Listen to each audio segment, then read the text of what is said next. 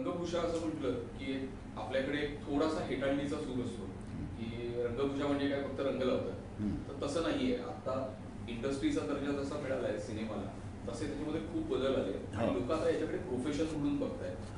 तर सुरुवातीला मला असं वाटतं की तुम्ही त्याबद्दल थोडंसं मेकअप आर्ट, मेकअप मन, मेकअप असिस्टंट, मेकअप मन, मेकअप आर्टिस्ट. मग मी पहिल्यांदा ह्या काही वर्षात मेकअप डिझायनर ही कॉन्सेप्ट आणली.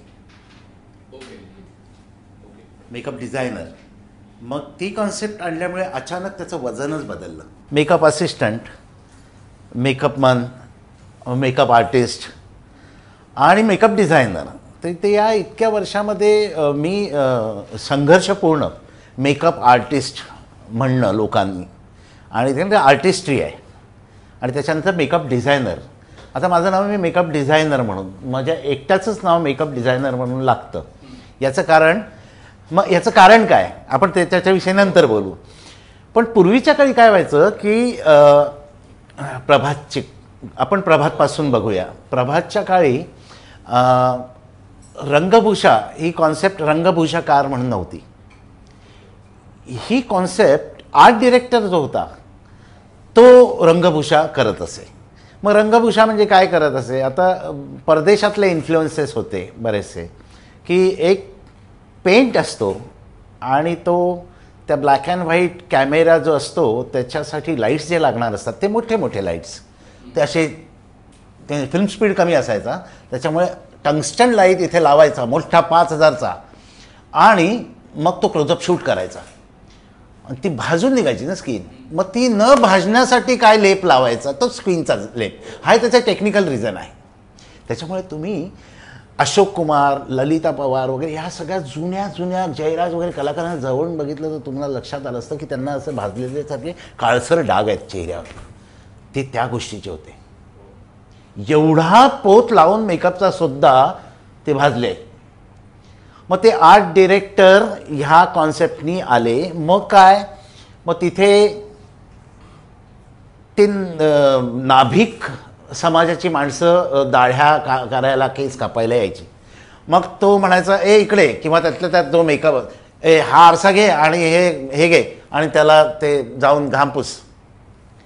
मग ते नाभिक समाजाची माणसं ती रंगभूषाकार झाली तिथे. त्याच्यातले खूप सुप्रसिद्ध एक रंगभूषाकार पुण्यात होते निवृत्ती दळवी. नाभिक लोकांचं एक माझ्याकडे पण आहेत काही नाभिक समाजातले केश कर्तन जे करतात त्यांच्या ह्याच्यातली काही मुलं. त्यांचा एक ॲडव्हान्टेज असा असतो की त्यांना त्यांचे जीन्स जे आहेत त्यांच्या बुद्धी किंवा त्यांच्या शरीरातले त्यांना चेहरा हाताळायची ऑलरेडी सवय आहे.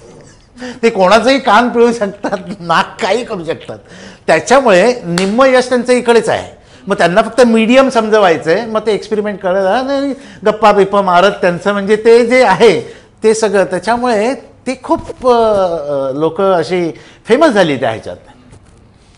पण त्यांच्याकडे त्याच्यानंतर आलेली लोक जी होती जे ज्युनियर आर्टिस्टमधले काही लोक होते जे कलाकार म्हणून जे काही पेंटर्स होते जसं बाबूराव पेंटर. खरं तुम्हाला सांगू का बाबूराव पेंटरांसारखा तो इतका आर्टिस्टिकला माणूस क्रिएटिव्ह माणूस त्यांनी हे सगळं उभं केलेलं आहे. त्यांनी मेकअप आर्टिस्ट निर्माण आहे. त्यांनी सांगितलं अरे हे पेंटिंग आहे ना हे मी कसं करतो अशी दाढी करतो हे ते असे शेडिंग करतो म्हाताऱ्याला तसंच करायचं आहे. हे पेंटिंग बघ आणि काम कर.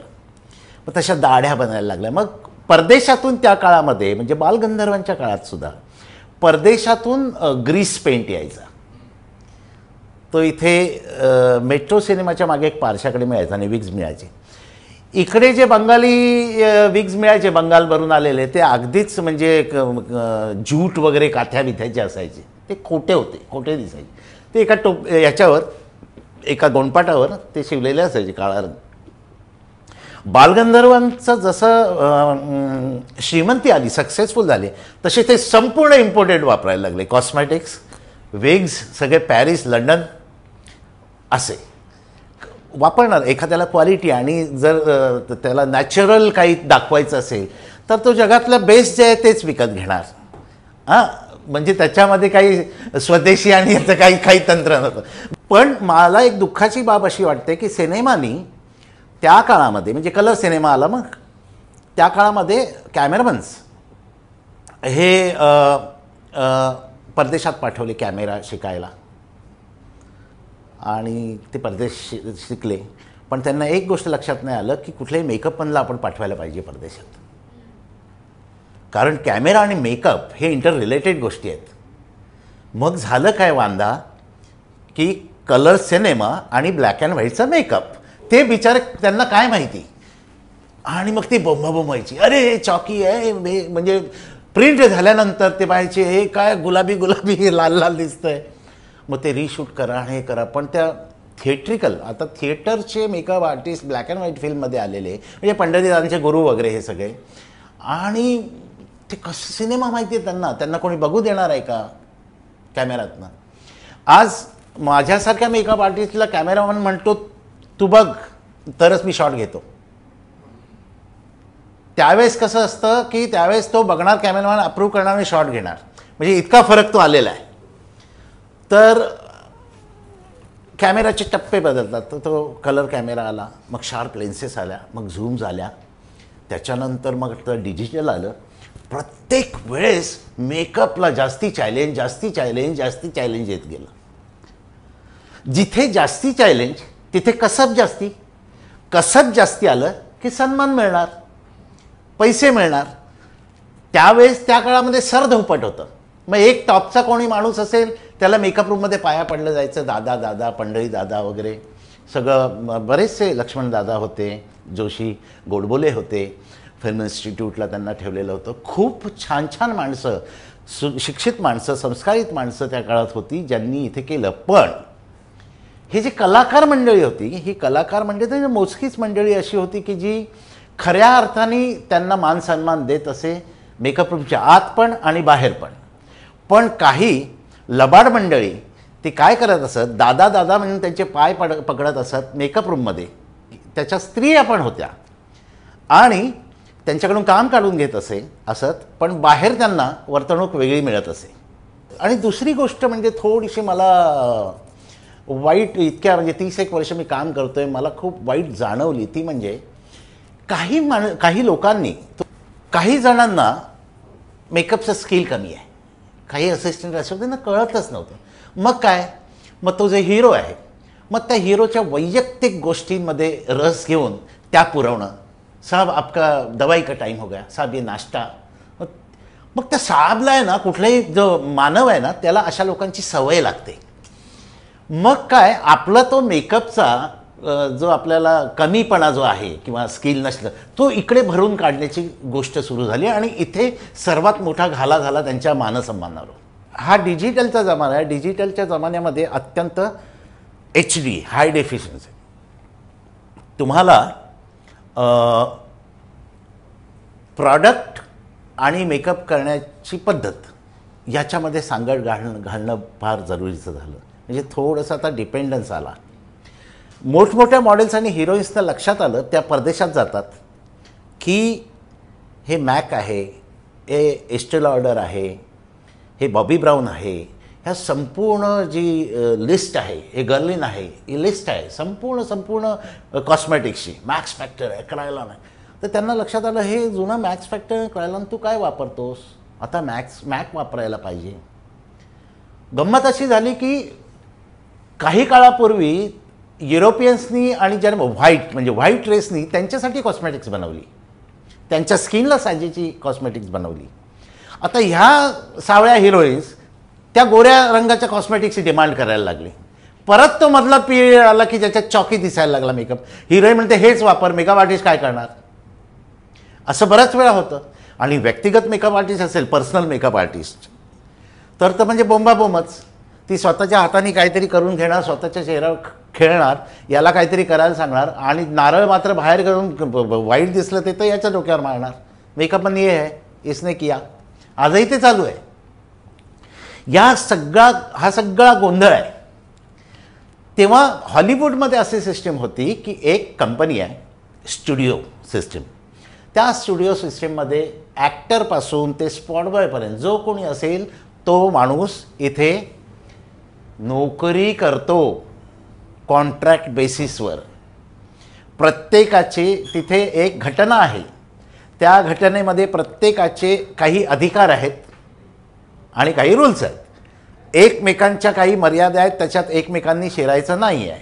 तुम्ही सजेशन्स आर ऑलवेज वेलकम, ॲग्रीमेंटमध्ये लिहिलं आहे. पण no aesthetic interference, not even actors. ते मी आजकाल प्रोड्युसर्सना घालायला लावतो वाक्य.